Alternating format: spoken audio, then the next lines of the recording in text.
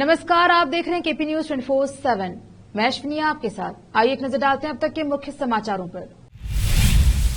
दिल्ली के गंगाराम अस्पताल में भर्ती सोनिया, हल्का बुखार होने पर दाखिल। बस में भी फोन पे, गूगल पे का उपयोग करें।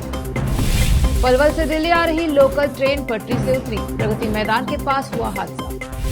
स्टालिन के बेटे उदयनिधि के बयान पर बवाल, सनातन धर्म की मलेरिया से की तुलना।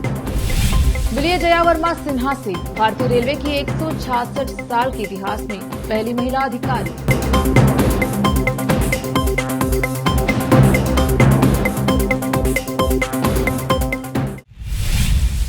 अब समाचार विस्तार से। परिवहन विभाग ने बसों में टिकट लेना और भी सुविधाजनक बना दिया है।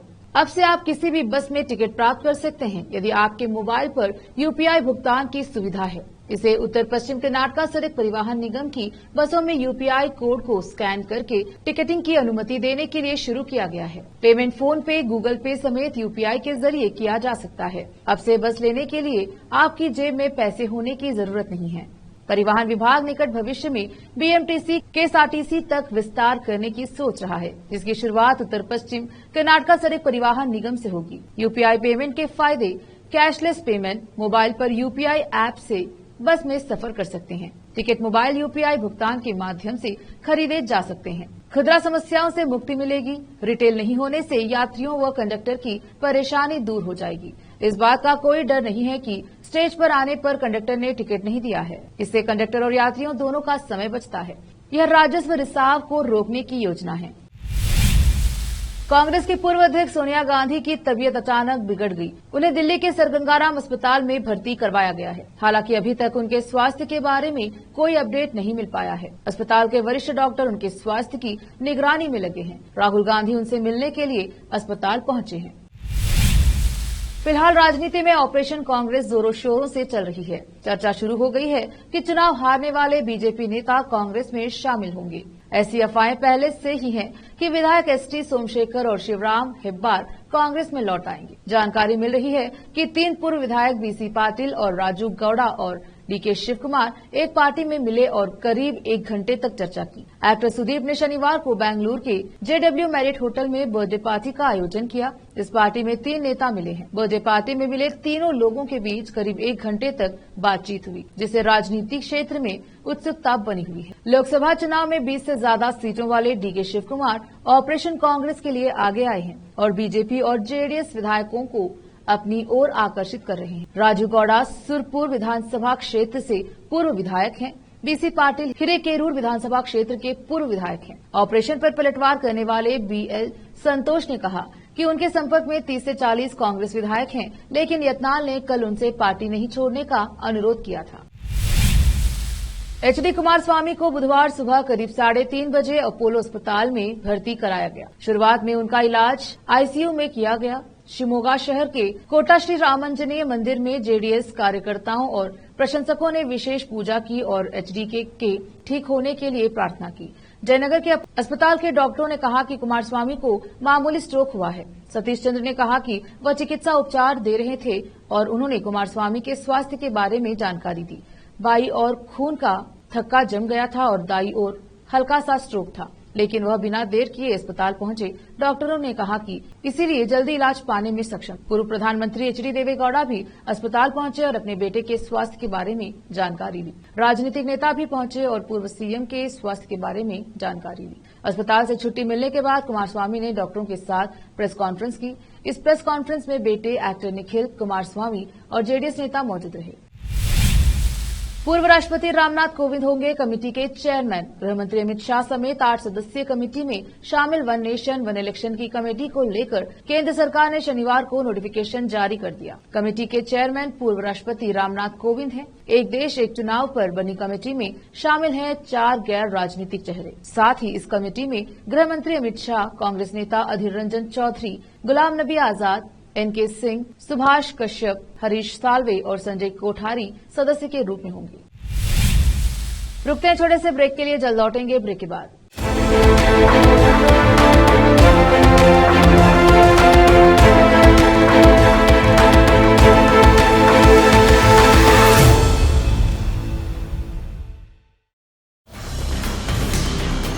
हिंदुस्तान के हर कोने में हम हैं मौजूद। 24 घंटे हालात पर गहरी नजर, खबरों से जुड़े चुपते सवालात, और आपको दिखाता है धार्मिक, सामाजिक, राजनीतिक, लोकल और इंटरनेशनल न्यूज की सबसे बेहतर कवरेज, जो आपको रखती है हर पल बाखबर। देश और दुनिया भर की खबर के लिए देखते रहें केपी न्यूज 24/7।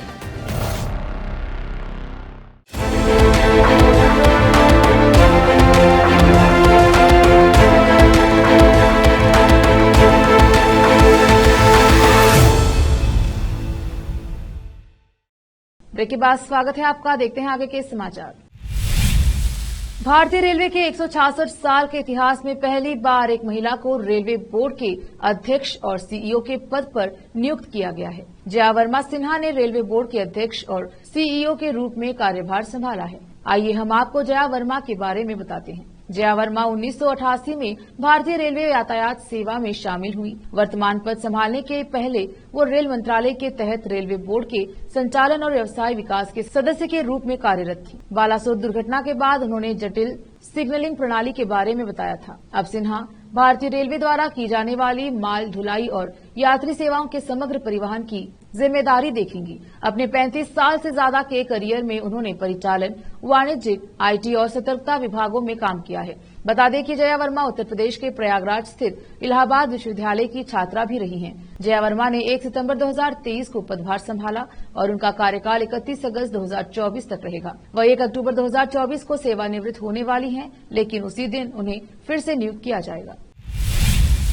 शनिवार को चेन्नई के एक सम्मेलन में उदयनिधि ने कहा था कि कुछ चीजें हैं जिन्हें हमें खत्म करना है और हम सिर्फ विरोध नहीं कर सकते। मच्छर, डेंगू, कोरोना और मलेरिया ऐसी चीजें हैं जिनका हम विरोध नहीं कर सकते, हमें उन्हें खत्म करना है। सनातन भी ऐसा ही है। सनातन का विरोध नहीं बल्कि उन्मूलन करना हमारा पहला काम है। सुप्रीम कोर्ट में वकील और सामाजिक कार्यकर्ता विनीत जिंदल ने बयान को लेकर उदयनिधि के खिलाफ दिल्ली पुलिस में शिकायत दर्ज करवाई है। धार्मिक गुरु के साथ साथ कई संगठनों ने इसका विरोध भी किया है।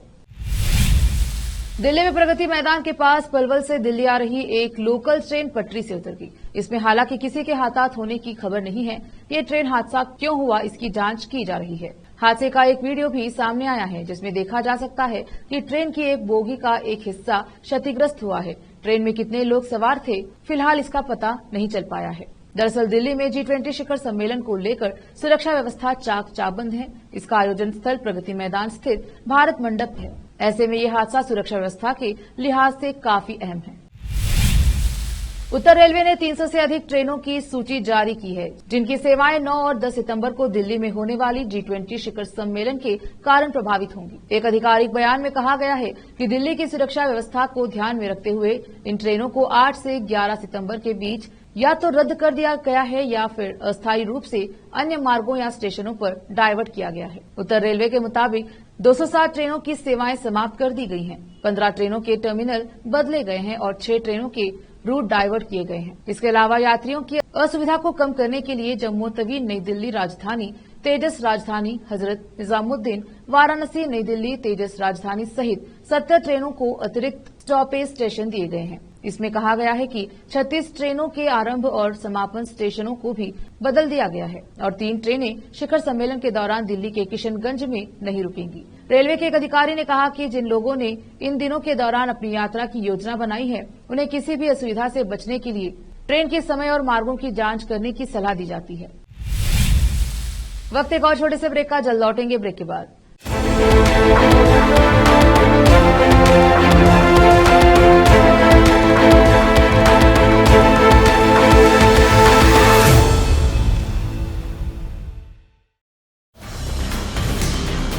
हिंदुस्तान के हर कोने में हम हैं मौजूद।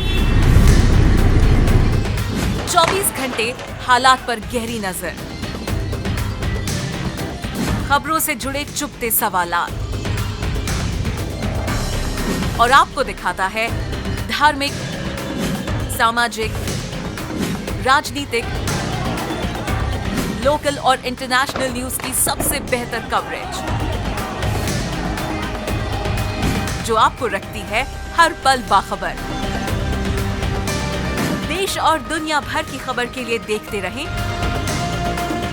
KP News 24/7।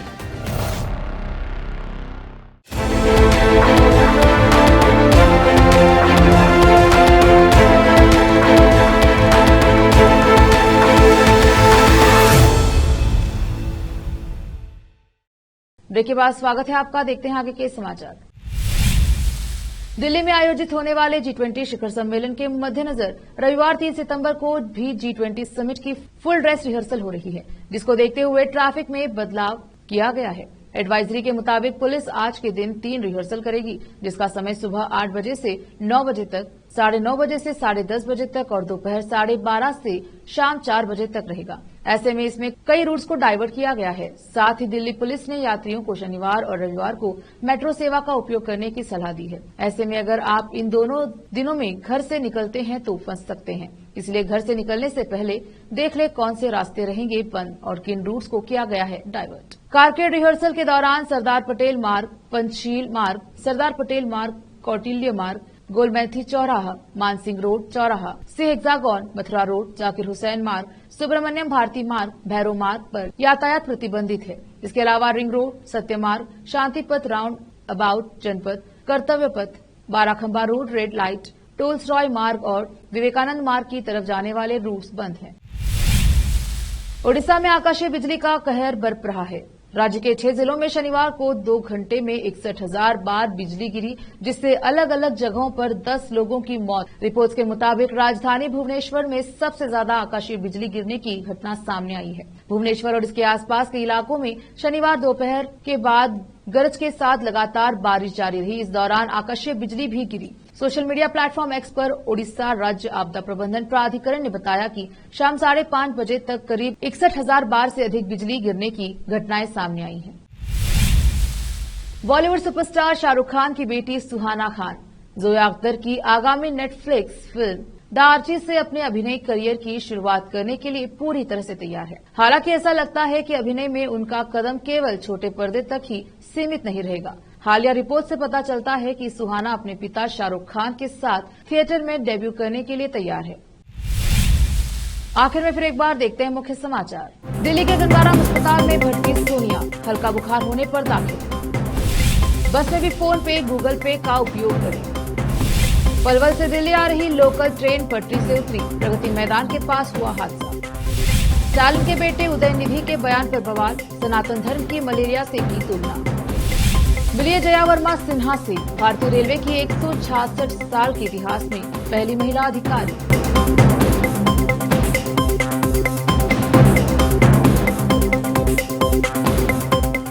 KP न्यूज में अब तक के लिए इतना ही। देश प्रदेश के समाचारों के लिए देखते रहिए KP News 24/7। धन्यवाद।